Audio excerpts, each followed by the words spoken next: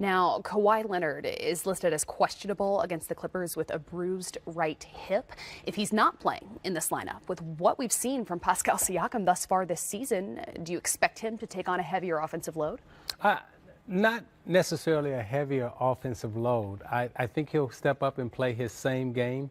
And the thing that I like about him and the thing that I like about this Raptors team, they all know their role. They all play together. And it really is about team. If anybody steps up tonight, I think it'll probably be that guy, Danny Green.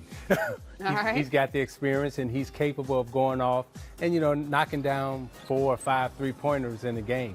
But Siakam is just that, He hustles, he gives you the defense, and I just like the way they're playing right now. Yeah, I love his play too. And, I think when you have a superstar player in a big game who's out on the road, it is a collective effort. You're not going to have one person fill in and pick up the slack there for a missing player of Leonard's stature. But, that's been Toronto. And I think it started last year with Dwayne Casey, where it became less about Lowry and DeRozan, and you started to empower and build confidence in the rest of the supporting cast. And I think it's just continued on this season. And so, yeah, it's a collective team effort. They're a tough team to match up against because, a lot of teams you can focus in on a few guys, but we've seen, a number of guys step up, make plays down the stretch in crunch time moments. And I think for them, it's about winning in the regular season. It's about positioning yourself nicely, but it's ultimately about how can we win a championship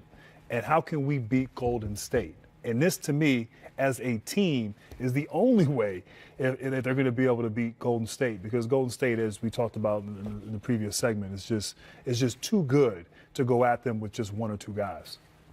Many, I think, apart from Raptors fans, of course, are surprised that it's worked so well, so fast in Toronto, with a new head coach, with adjusting to a new superstar in your lineup, with a new look roster. But it has worked this well, this fast. Do you see Kyle Lowry and his recent, what we're calling Jurassic meltdown, only because it's a fun little play on Jurassic World up there, as perhaps adjusting his game, figuring out how to play alongside Kawhi Leonard, a lack of confidence? What do you make of these numbers in December? Well, I look at those numbers and then I go all the way down to those little numbers on the bottom that says assists, that says 10.0 assists a game, leads the NBA. What are those? That means that you're helping your teammates. That means that you're not taking the first quality shot. That means you're giving those shots to your teammates. Therefore, your field goal percentage may not look as good. And we just talked about a Siakam, who we talk about maybe the most improved player in the league. He and Derrick Rose right now, 1 or 2. But you can't tell his story without telling the guy who's leading the league in assist story. So I look at what Lowry has done this year is similar to the way he played in college at Villanova. He's gone back to playing winning basketball. He's not trying to, CYA, with stats.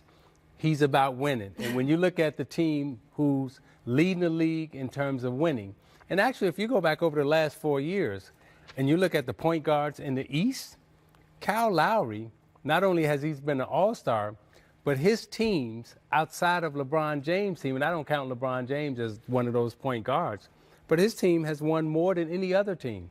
So I love the way Lowry is playing. I love the adjustments that he's made, and he's playing perfect basketball the exact way. And this is one of those times where the numbers don't necessarily tell the truth. And I'd like to point out that I didn't call it the Jurassic meltdown. I was told we were calling it a Jurassic meltdown, and then they didn't show it on the screen, and now I'm going to get the tweets. But I agree with you there on Kyle Lowry, and after the break. Christian Ledlow. No, you know what?